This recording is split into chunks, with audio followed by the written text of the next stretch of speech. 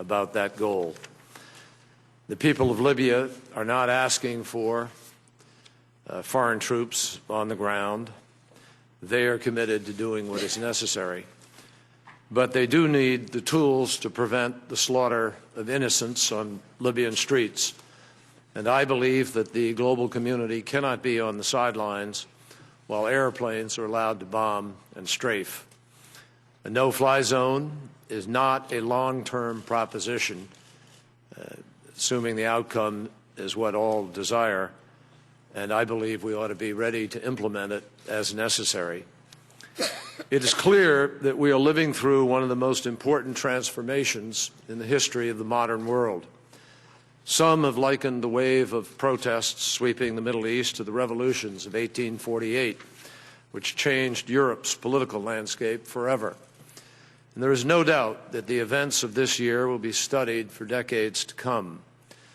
But in this moment, at this time, as we gather here and as the events unfold in the region, the full ramifications of the upheaval that has happened from Tunis to Tahrir Square, from the streets of Manama and Sana'a, in Tripoli and beyond, we don't understand yet exactly how that outcome is going to be defined.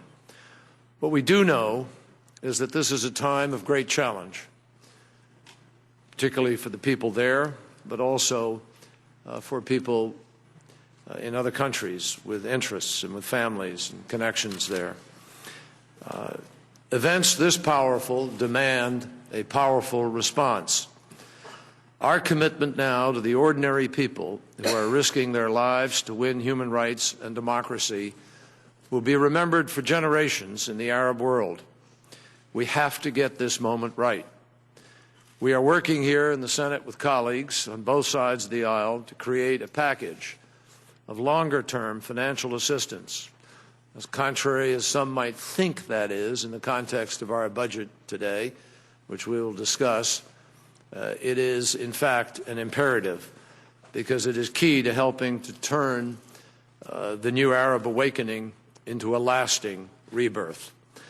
In the event that our involvement is not about sending troops or tanks to remake the region in our image, it's about sending economists and election experts and humanitarian aid to help a region remake itself.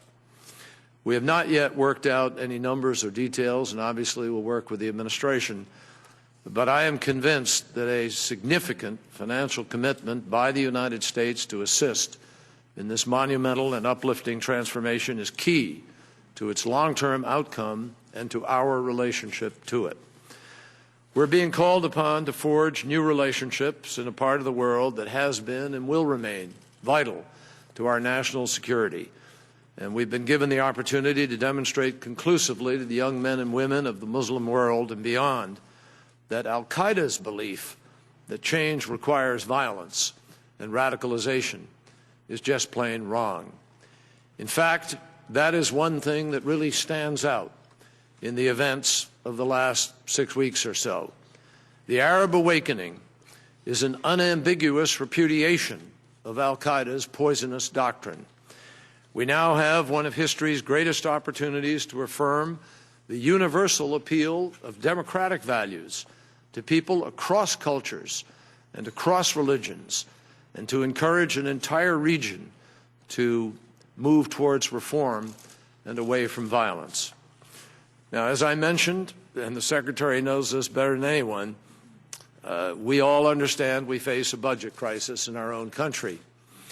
But we can either pay now to help brave people build a better democratic future for themselves, or we will certainly pay later in much higher terms with increased threats to our own national security.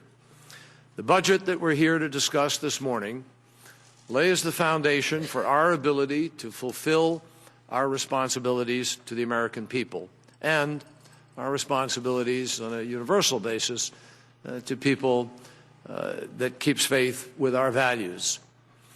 The $53 billion in core funding that the President has requested for international affairs is, in fact, a very small investment for the kind of return that we get. Consider this. We're going to spend certainly $700 billion plus this year on our military. By contrast, the international affairs budget is less than 1/10 of what the Pentagon spends. And as Secretary Gates himself pointed out, if you took the entire Foreign Service roster, you could barely staff one aircraft carrier. And yet our diplomats are serving on the front lines of multiple revolutions and wars. They're making vital contributions in Afghanistan. The U.S. Senate Foreign Relations Committee for a moment. The chair there, John Kerry, talking briefly about the situation in Libya.